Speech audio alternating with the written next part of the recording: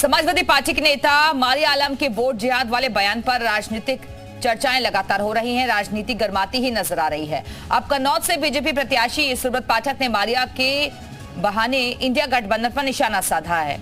सुब्रत पाठक ने कहा कि ये लोग हथियार जिहाद करने के लिए तैयार बैठे हैं।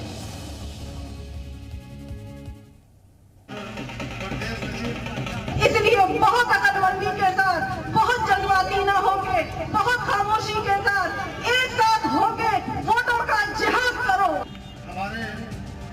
अगर सरकार कहीं इनकी माफिक बन गई तो फिर ये हथियार जिहाद को भी तैयार बैठे लोग हैं। एक साथ होके वोटों का जिहाद करो, क्योंकि हम सिर्फ वोटों का जिहाद कर सकते हैं।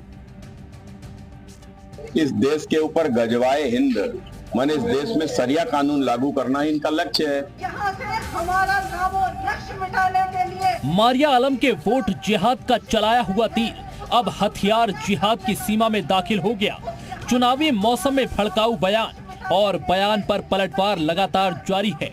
अब मारिया आलम के वोट जिहाद वाले बयान पर बीजेपी के कन्नौज से प्रत्याशी सुब्रत पाठक ने हमला बोला।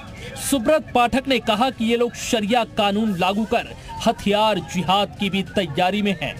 तो लैंड जिहाद, लव जिहाद, उसके बाद ये वोट जिहाद, तो ये जिहाद के नाम पर क्या ना करेंगे। अगर सरकार कहीं इनकी माफिक बन गई तो फिर ये हथियार जिहाद को भी तैयार बैठे लोग हैं। और इनका इस देश के ऊपर गजवाए हिंद मन इस देश में सरिया कानून लागू करना ही इनका लक्ष्य है। दरअसल फर्रुखाबाद में एक चुनावी जनसभा के दौरान सपा नेता और कांग्रेस लीडर सलमान खुर्शीद की भतीजी मारिया आलम ने मुस्लिम समाज को भड़काने वाला बयान दिया था। बयान में मारिया ने वोट जिहाद शब्द का इस्तेमाल किया था। यहाँ से हमारा नामो लक्ष्य मिटाने के लिए ये संघीय सरकार जो कोशिश कर रही है उसको तुम कामयाब करने का काम करोगे, उसके मंसूबों को कामयाब करने का काम करोगे।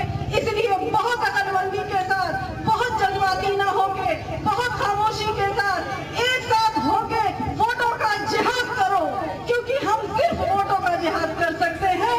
जिस वक्त मारिया आलम ने ये भाषण दिया उस वक्त मंच पर सलमान खुर्शीद भी मौजूद थे। मामले में दोनों पर केस भी दर्ज हो चुका है।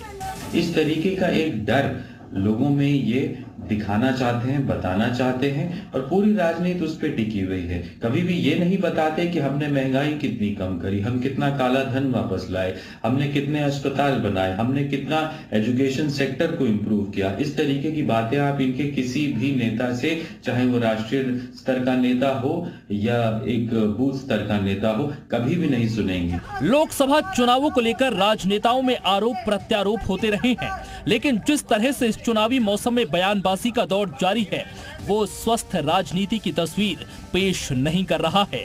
ब्यूरो रिपोर्ट, जी मीडिया।